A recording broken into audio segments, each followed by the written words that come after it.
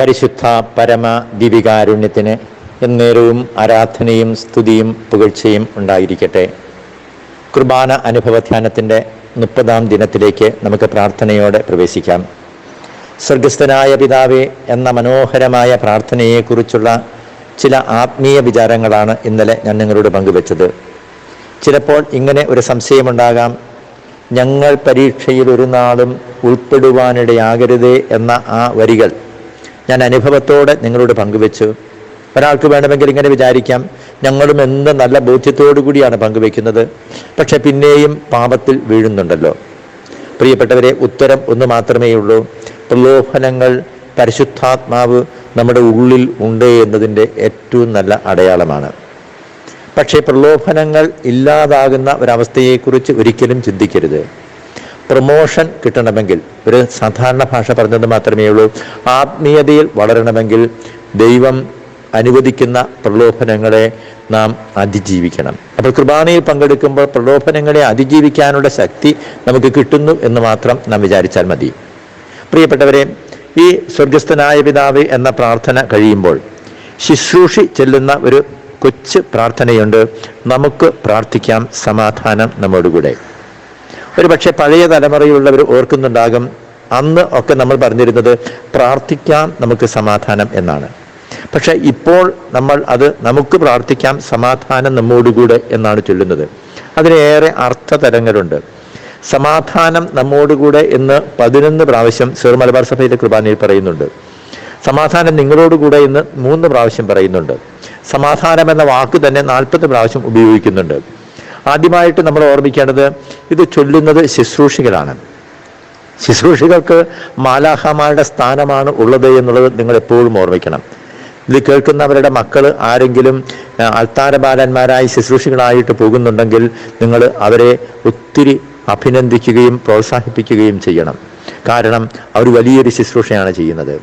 കുർബാനയിൽ പങ്കെടുക്കുമ്പോൾ സ്വാഭാവികമായും അന്യചിന്തകളും വിചാരങ്ങളും ഒക്കെ നമ്മുടെ മനസ്സിലേക്ക് വരും എന്ന് അറിഞ്ഞുകൊണ്ടാണ് മാലാഖമാരുടെ പ്രതിനിധികളായിട്ട് ഈ അൾത്താര ബാലന്മാർ അൾത്താരയിൽ നിന്നുകൊണ്ട് നമുക്ക് പ്രാർത്ഥിക്കാം സമാധാനം നമ്മോടുകൂടെ എന്ന് പറയുന്നത്. പ്രിയപ്പെട്ടവരെ, എന്തുകൊണ്ടാണ് നമുക്ക് പ്രാർത്ഥിക്കാം സമാധാനം നമ്മോടുകൂടെ എന്ന് പറയുന്നത്? അതിൻ്റെ കാരണം ഇത്രമാത്രമേ ഉള്ളൂ. സമാധാനം എന്നത് ഒരു വ്യക്തിയാണ്. അത് എഫേസോസ് 2:14 നാം വായിക്കുന്നുണ്ട്, അവൻ നമ്മുടെ സമാധാനമാണ്. സമാധാനം ദൈവം തരുന്ന ഒരു ദാനം മാത്രമല്ല, ദൈവമാണ് തരുന്നത്. അങ്ങനെ ആയിരുന്നെങ്കിൽ നമുക്ക് സമാധാനം എന്ന് പറയാമായിരുന്നു. ഒരു വ്യക്തിയായി സമാധാനത്തെ നാം ഇവിടെ കാണുന്നു, അല്ലെങ്കിൽ ഈശോ ആണ് സമാധാനം. പ്രിയപ്പെട്ടവരെ, എത്ര ഹൃദയസ്പർശിയായ ബോധ്യമാണ് ഇതെന്ന് നിങ്ങൾ തിരിച്ചറിഞ്ഞിട്ടില്ല.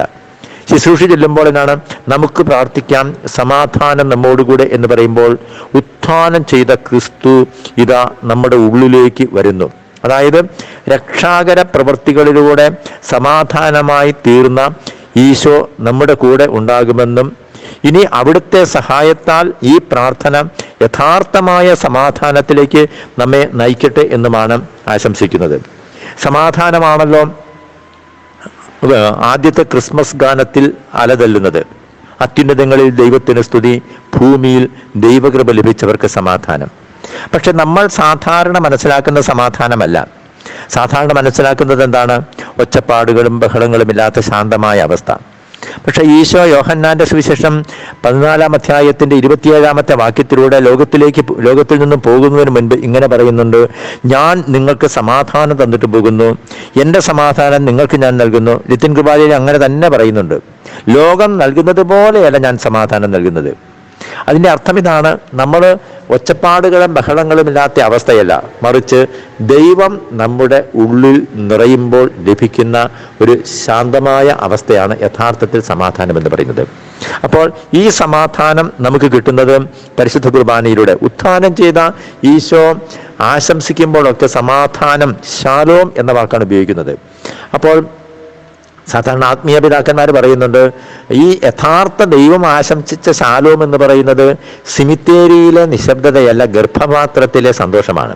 സിമിത്തേരിയിൽ ആരും ആരോടും ബന്ധമില്ല. പക്ഷേ അമ്മയുടെ ഗർഭപാത്രത്തിൽ വളരുന്ന കുഞ്ഞ് സന്തോഷത്തോടു കൂടിയാണ് അമ്മയോടുകൂടി ആ ഉദരത്തിൽ കഴിയുന്നത് എന്ന് പറഞ്ഞാൽ, ഒരു ഉദാഹരണം പറഞ്ഞാൽ, ഒരു വീട്ടിൽ 5 പേരുണ്ട്. അല്ലെങ്കിൽ ഒരു സിസ്റ്റേഴ്സിന്റെ ഒരു കമ്മ്യൂണിറ്റിയിൽ 5 പേരുണ്ട്.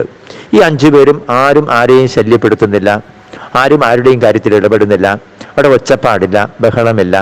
അത് സമാധാനമല്ല, അതൊരിക്കലും സമാധാനമല്ല. മറിച്ച് ചിലപ്പോൾ നമ്മുടെ കാഴ്ചപ്പാടുകളിൽ വ്യത്യാസമുണ്ടാകും.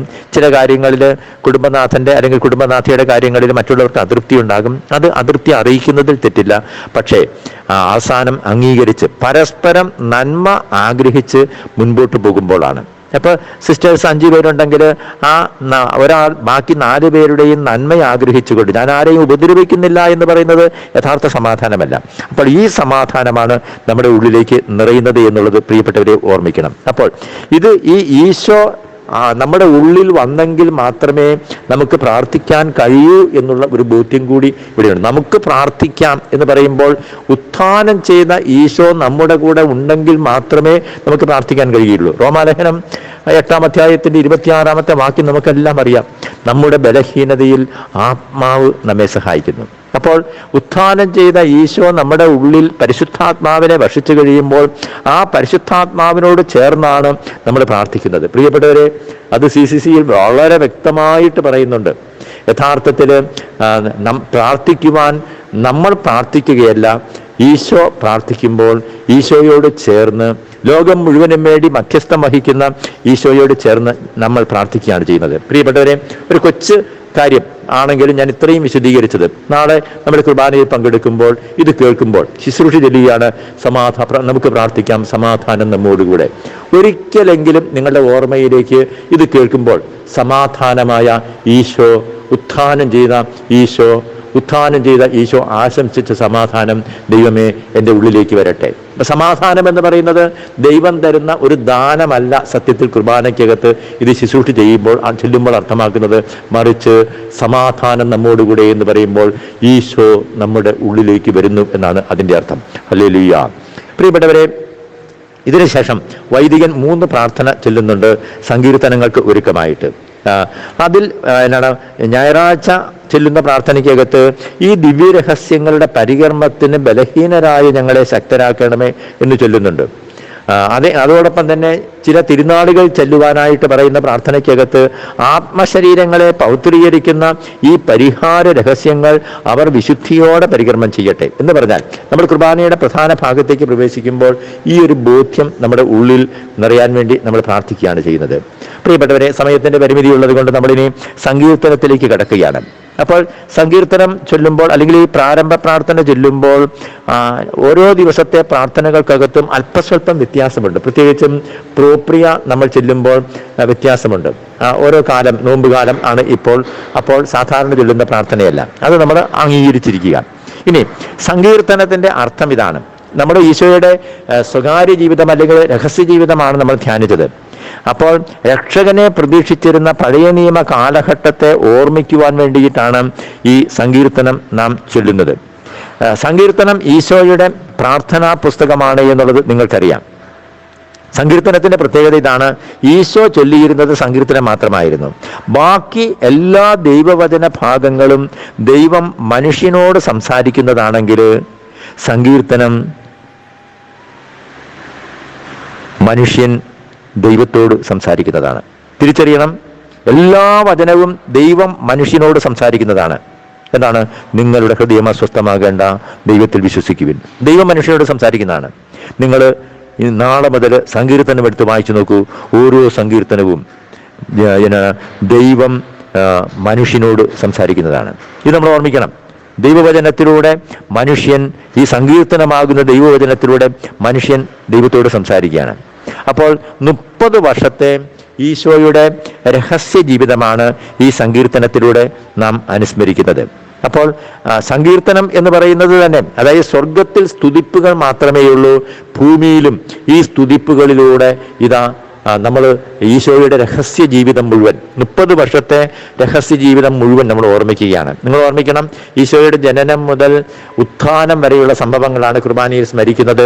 അപ്പോൾ അത്യുന്നതങ്ങളിൽ ദൈവത്തിന് സ്തുതി എന്ന ഭാഗത്ത് ഈശോയുടെ ജനനമാണ് സ്മരിച്ചതെങ്കിൽ ഈ സങ്കീർത്തന ഭാഗത്ത് ഈശോയുടെ രഹസ്യ ജീവിതമാണ്. അത് വേദപുസ്തകത്തിൽ വേറെ പരാമർശങ്ങളൊന്നുമില്ല.